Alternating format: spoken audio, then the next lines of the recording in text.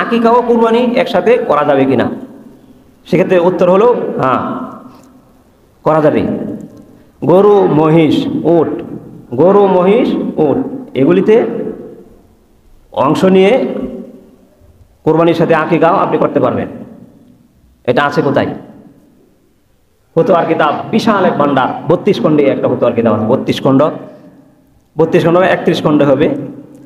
ফতোয়া মাহমুদিয়া, দারুল দেওবন্দের ছাপা, তদানীন্তন সময়ে সেটা মাসালা সংযোজন করা হয়েছে। সেই কিতাবের মধ্যে আছে যে আপনি আকিকার সাথে, কোরবানির সাথে আকিকার অংশ নিতে পারেন, করতে পারেন, সমস্যা নাই, যেহেতু 7টা অপশন আছে, 7 নামে দেওয়া যায়। আর একটা দলিল আছে ফতোয়া শামী, সেই কিতাবের 5 নম্বর খণ্ড 202 নম্বর পৃষ্ঠার মধ্যে আছে যে আকিকার সাথে কোরবানিও করা যায়। সেই প্রশ্নের উত্তর হলো, তাহলে আমরা যদি কেউ আকিকা না করে থাকি, কি বলেন, অনেকে আছে না, কুরবানি তো করবেন, কুরবানি যাদের সামর্থ্য আছে করতে হবে। আকিকাও ছেলের মেয়ের দেওয়া হয় নাই, এখন যেহেতু সুযোগ আছে আপনি দিয়ে দিতে পারেন, কুরবানির সাথে আকিকা করতে পারেন।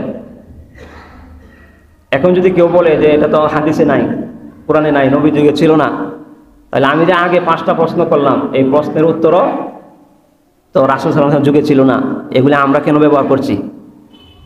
তাহলে ইজমা কিয়াসের মধ্যে, ফতোয়ার কিতাবের মধ্যে, মাসআলার কিতাবাদিতে যদি থেকে থাকে, এটা যদি আপনি পালন করেন, এতে আল্লাহর কাছে ধরা পড়বেন না,